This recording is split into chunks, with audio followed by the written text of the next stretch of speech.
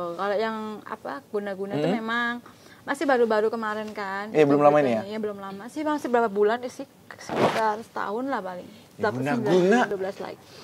Apa tahu, maksudnya sosok yang iri, dengki dengan Kopa itu. Sampai akhirnya mengirim itu.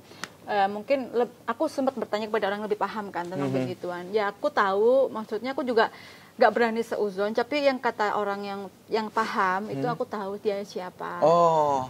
Ya masih teman udah dekat. dikantongi lah identitasnya ya. Ya. Maaf, pernah nggak sih to the point langsung ditawar? Iya langsung, Waduh. tapi dulu. Kalau sekarang sudah enggak sih. Sekarang mungkin orang yang ngedeketin lebih elegan gitu loh, masih ada sopan santunnya gitu. Kalau dulu mah langsung langsung ngomong aja gitu. Sekarang intro dulu.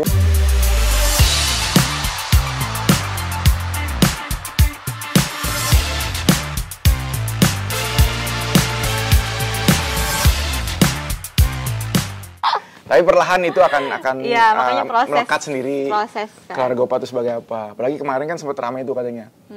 Ada 2 berita yang bikin heboh keluarga Kopa. Satu soal dia menyayat nadi sendiri.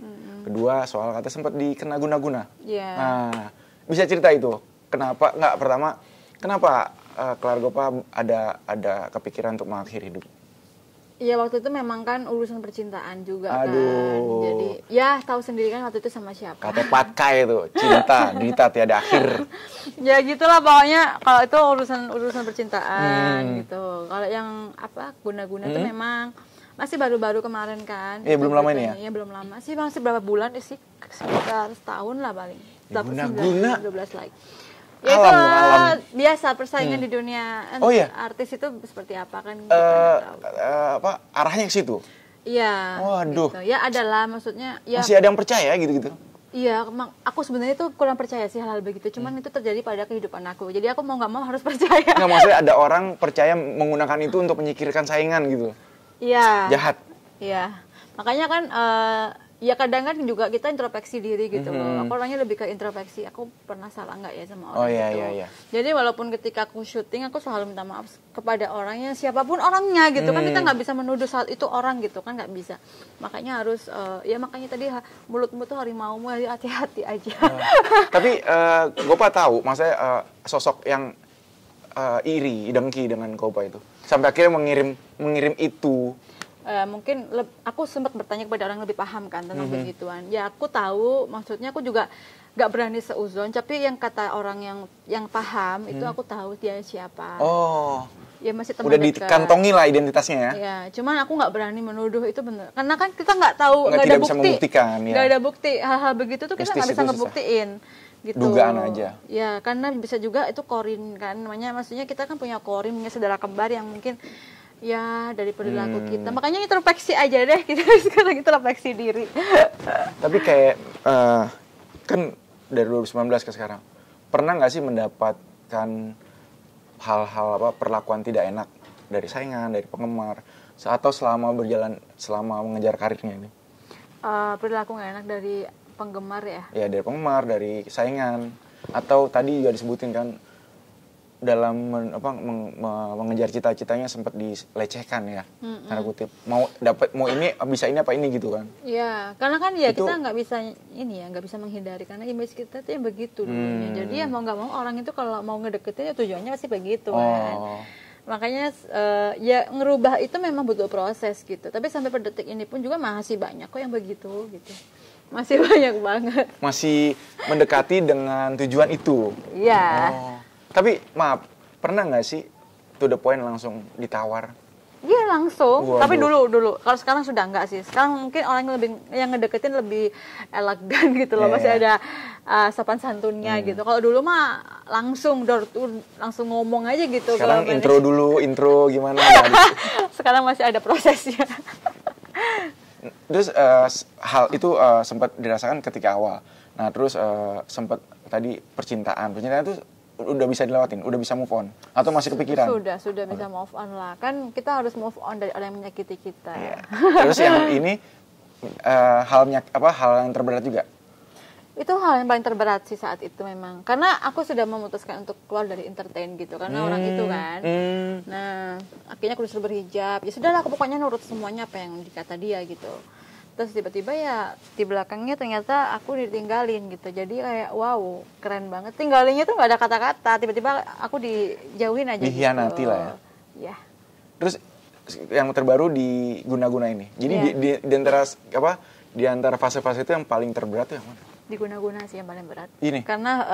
Karena sakit ke diri aku sendiri gitu loh. Yang rasain apa? Ya nggak wajar gitu, maksudnya nggak normal. Hidup aku tuh udah kayak nggak normal gitu loh. Jadi bukan nggak kayak orang nggak normal tuh gimana sih, tiba-tiba sakit, tiba-tiba ngerasa nggak enak, tiba-tiba begitu. Jadi memang sekarang lagi proses penyembuhan. Moodnya dibikin nggak bener ya? Iya, mood aku lagi dibikin nggak bener. Terus ketika aku mau kerja juga ada aja yang sesak napas lah, apalah. Pokoknya nggak jelas lah pokoknya. Tapi kalau aku di Malang, aku baik-baik aja.